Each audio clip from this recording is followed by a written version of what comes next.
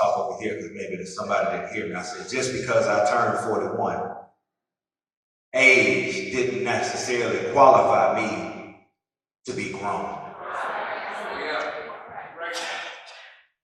But then I began to wonder, as Paul began to wrestle with this particular subject matter, that it's a sad reality when we assume that just because we add another age or another number to the calendar, that we think that we are automatically grown. Truth is, although I'm closer to putting 50 counters than I am 20, I wrestled and realized that I've been grown for a long time. But at the end of the day, I can tell you, brothers and sisters, that it is inevitable that everybody from the pulpit to the back door is going to grow old. The sad part is when I look at the nation, and as I look at the community, as I look at people, I have come to the understanding that there's a lot of people inside of the community, there's a lot of people inside of the church that does not understand just because you grow old does not necessarily mean you grew up. Can I fix it so somebody can get it? How many of you know that there's somebody in your community that's 60 and still acts like they 20? I know I got somebody's attention because you're sitting there and you're naming 5 people right there as I made the statement, but I know that there's a difference between growing up and aging. Because most people grow up, but really they age. We find parking spaces, we honor our credit cards, and we put our cars on pedestals, and we call that maturity. And they think because we got married and had children that we really have reached the point and pinnacle in our life when we got there and made it. But can I suggest to you, my brothers and sisters, that just because you stay on 150 doesn't mean you've reached the level of maturity.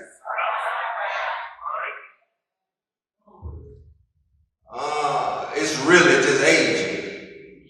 And it's sad that in the church we have many believers that haven't grown up just yet.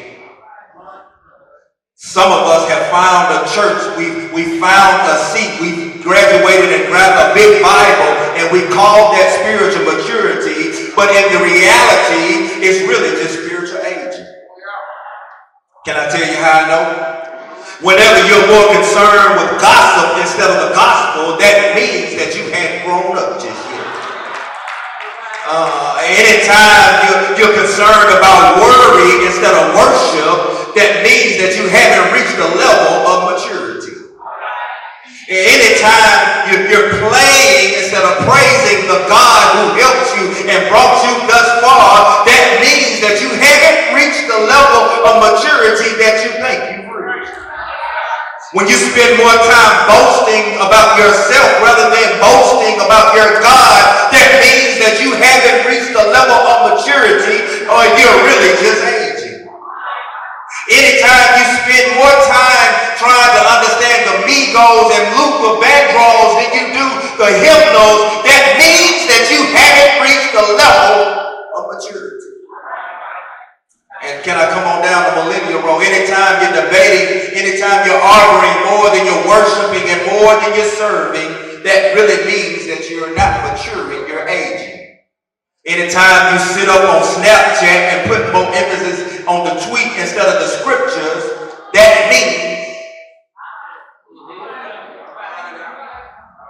that you hadn't grown up yet.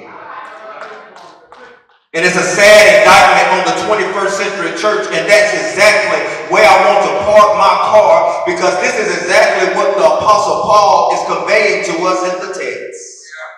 The church at Corinth is guilty of aging instead of maturing, and they really have been missing the mark and growing up in the Lord. Paul arrived at Corinth around 51 AD and started this church on his first missionary journey. You do know that Paul started the church, and this church started growing so much so that as Paul left to go away, he got report that they were really not maturing, but they put on a mask like they were aging.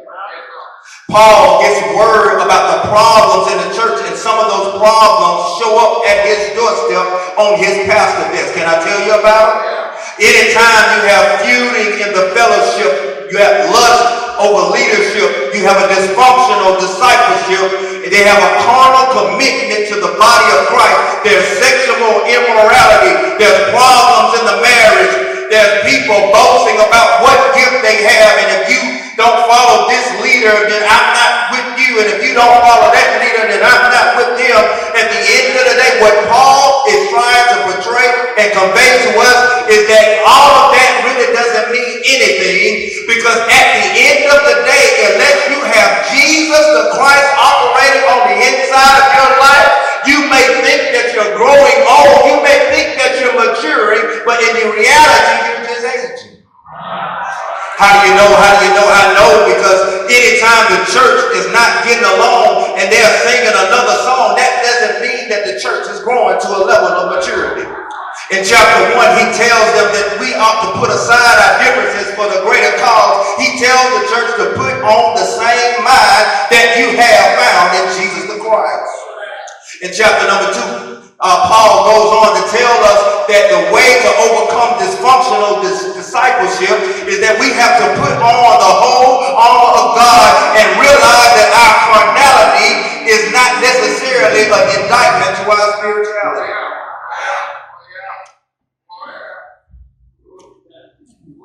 Paul, as he peruses through his letter to the church, writes this letter to get the church back on track by reminding them the importance of Jesus the Christ. In chapter number 12, he goes on this long laundry list of spiritual gifts. You know, there are people who think that they are more spiritually mature just because they say, adadabadashata.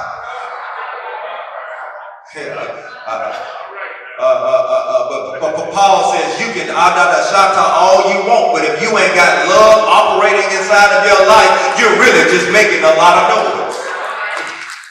Paul says that, yes, spiritual gifts are important. In Ephesians chapter 4, we get that not only are spiritual gifts in the body, but the preacher, the bishop, the apostle, and the prophets are all important. But what Paul is really thirsting on our intelligence this afternoon, is the fact that even though we have spiritual gifts inside of the church, the importance of spiritual love is more important.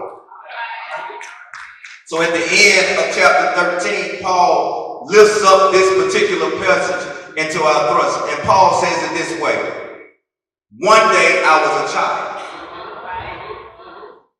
then I became a man. Paul goes on to say that back then, I used to say some things out of my mouth that wasn't all that holy.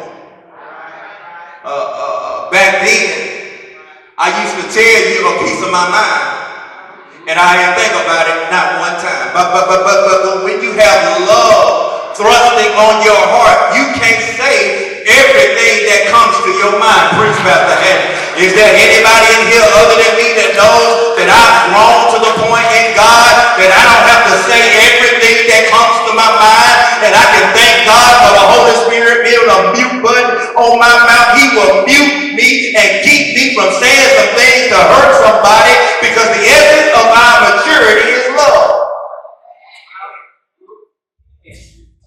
Paul tells us that, number one, that the problem with maturity is that we oftentimes talk too much, don't understand enough, and think about the wrong things. Preach, Pastor Haddon, I'm trying to help. Paul says that the problem with maturity is that not only do we talk too much, watch this, the word that he uses to signify talk is not literally just utterance.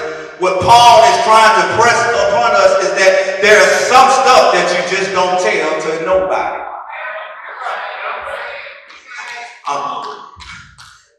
Can I put it this way? You shouldn't be on Facebook having fights at the age of 30. Just because you type it don't mean you send it. Because mature believers know that they can type it and just press save. Preach, Pastor Hank. Because when I send it, I can't take it back. And words are just like that. They hurt and they can pierce the soul. But is there anybody in here other than me can thank God that I've come to the point in my life that I don't say things that I can't get back because I understand that words do hurt people. The old lie and adage that sticks and stones may break my bones, but words never hurt me. Is there anybody can tell the reality that words really do hurt? Words hurt because once you put them out, you can't take them back. You can hit somebody and they can get over it. I can stab you, and if I don't kill you in time, the wound will heal.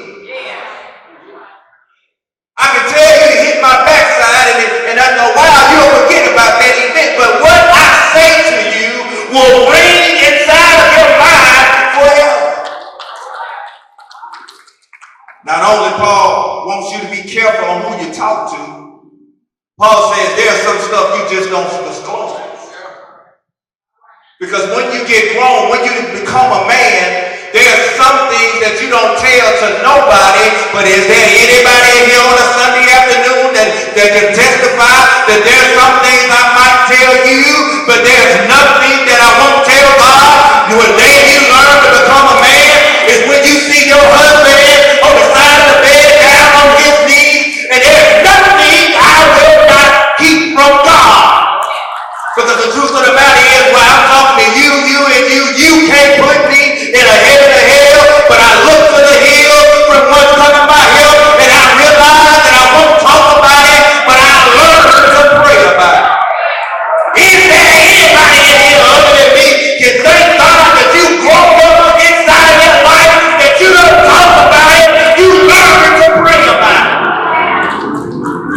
Because some things take prayer and fasting. Some things you have to talk to God. Some things you have to turn it over. And when I learn to turn it over and let God deal with it, that's when I learn that God will work it out. Is there anybody in here other than me can testify that when I turn it over, somehow, some way, God always works it out?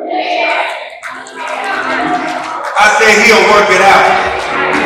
How you know that a man is grown? It's not because he stay on his own. When he learns to get to the throne room, when he learns to make a prayer for somebody else, that's when you know that a man is grown.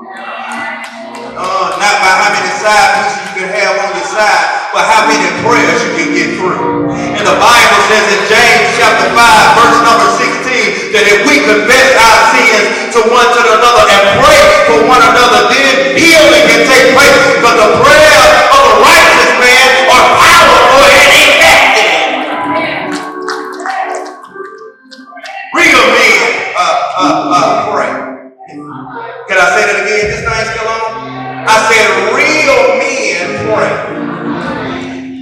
Real men knows the value and the importance of telling God all about their problems. Second little thing in this little Easter speech, and I'm about to slide to my seat, is that Paul says that, yeah, I've learned that to become a man, I can't say everything. But then Paul says that I've learned that there's a process to maturity. You see that in the text verse, he says, when I became a man. That describes a process.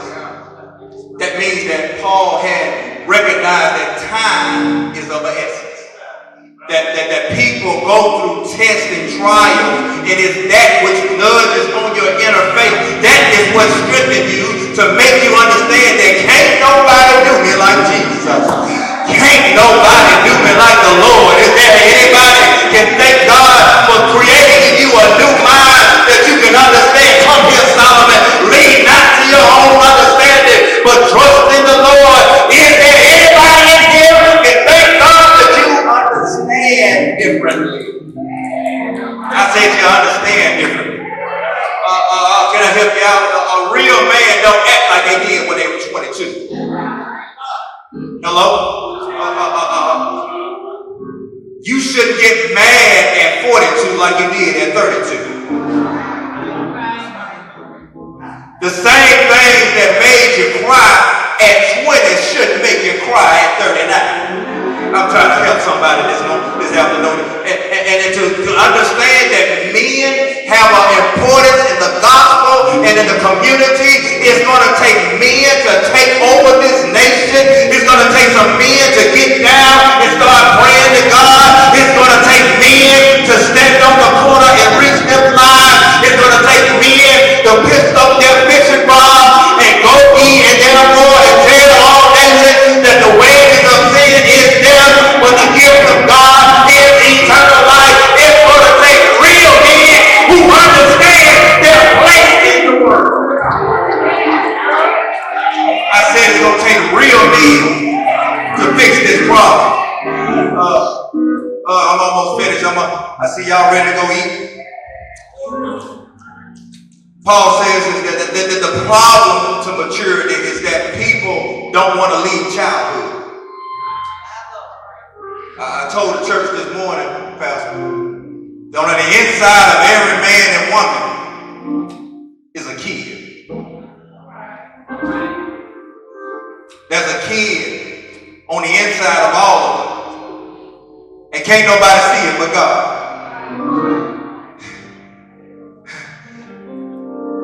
You know, the little boys that can't let go of toys. But when you come into manhood, that which excited you long ago don't excite you no more. Preach, Pastor Hank. I don't have to call everybody that I see. Hello? I've learned to discipline my eyes because I understand that you might be fine and all that, but you might be crazy when we get home. Is there anybody in here other than me can thank God that I have a new understanding? I understand that it's God who can change a drug head into a deacon. It's God that can turn a crackhead into a praise minister. It's God who can make a Savior come into the sanctuary. And it's God that will grow me up. I'm about to go. There's a problem. Paul said there's a process. But then Paul says that there's potential. Notice the text, B portion of the text. Paul says it this way. He says, when I was a child, I spoke, I thought, and I understood like a child. But when I became a man, wait a minute. See, you thought that just because you put away the childish things that made you a man. The text says that when I became a man, that's when I put away the childish things. Preach back.